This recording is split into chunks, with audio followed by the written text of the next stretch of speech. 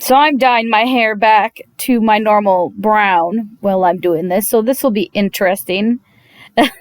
Whew.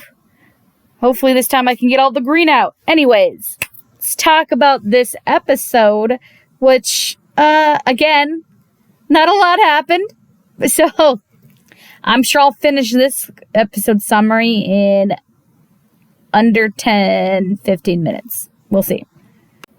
So at the start of the episode, we find that boy from that episode who was offering Farrad his blood, that he is in cahoots with that jerk from the previous episode, Shanoa's older brother and sister and stuff. Yeah, he's like an informant. Like, gee, you got some balls, dude. You has bigger problems, though. His hair throughout this whole episode will not stay down. It will not cooperate. He's got a major cowlick problem.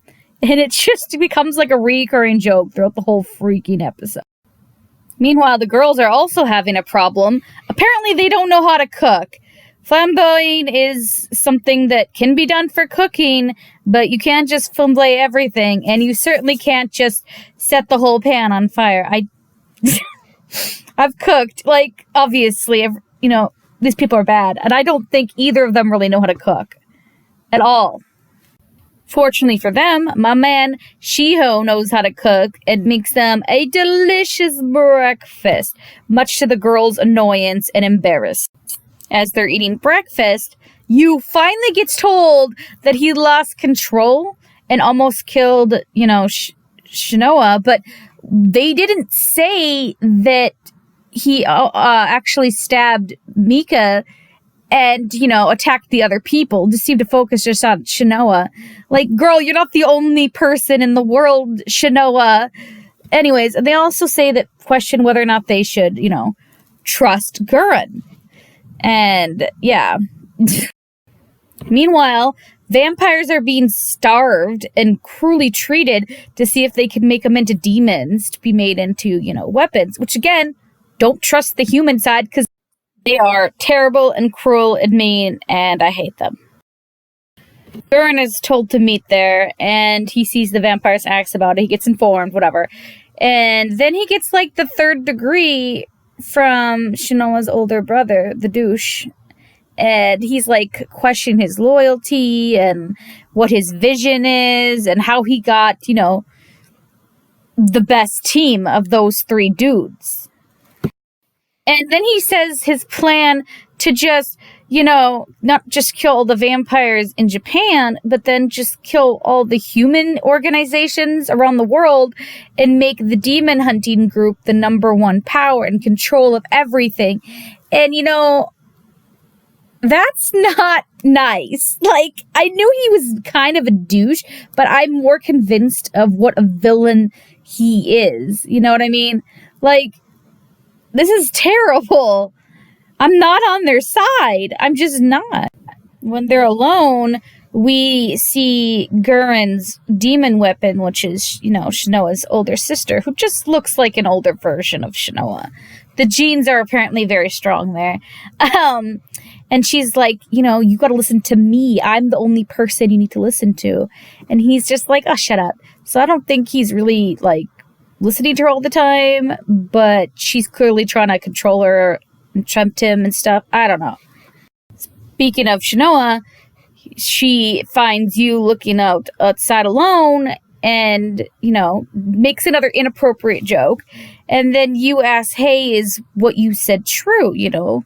And then she said, yeah, it is. And he's like, you know, I should be protecting you. That's what I should be doing. And she's like, can you promise that if I do this again and I become this way, will you be by my side to make sure I don't do anything bad again?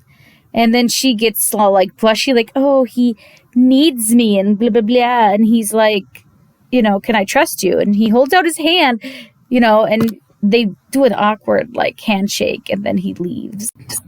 Shanoa then gets sister zoned, if you will, when Hugh informs them that all of them are his sisters and brothers now. And they're considered family, but Gurren is also like his brother as well. And he is going to choose to trust him because Gurren said he was going to help him complete his family by helping him get Mika back. And he's like, I understand if you don't want to stand by me. And they're all like, nah, we will. In fact, Shio was the first one to be like, brah, it's okay, bro. You know, I'll be by your side. And then you two was like seconded it. And then so did, you know, Mitsuba. And then Shino was the last. But I think Shino was just secretly like, he only thinks of me as a sister. I made my cat look at me funny. She's like, what the heck are you doing? Sorry, Mayu. Sorry, Mayu. After this, we see Micah having issues again with his bloodlust because he's turning into a demon, I guess. And he's just sucking her dry, Cruel. And Cruel's like, yes, my pet, yes. She's just loving it. I don't know. I don't get that hard up when I'm feeding my cats. Micah then asks Cruel, like, hey, why did you keep me and you alive? You knew what we were. Why did you save the Seraph of the End when you could get in trouble? Like, what do you get off of this? And she whispers something in his ear and then says, you have a secret mission, basically. And he's like, you know what? I'll do it. I'll save you from both the vampires and, you know, the humans. And she's like, if you fail at this job, the secret mission, you will be an enemy of both sides. Like, no one will be on your side. And he's like, I'll take it. He leaves and he joins Lacus and Renee. They're waiting for him. You know, I love those two so much. They are so cute. Can I ship them together just because aesthetically I think they would look good together? I don't know. They have complementing colors and demeanor. So, you know what? And the episode ends with what I think is a vampire being experimented on, and they're putting it higher and higher a voltage. And this person's like, if we go any higher, they could die. And the douche dude is like, higher.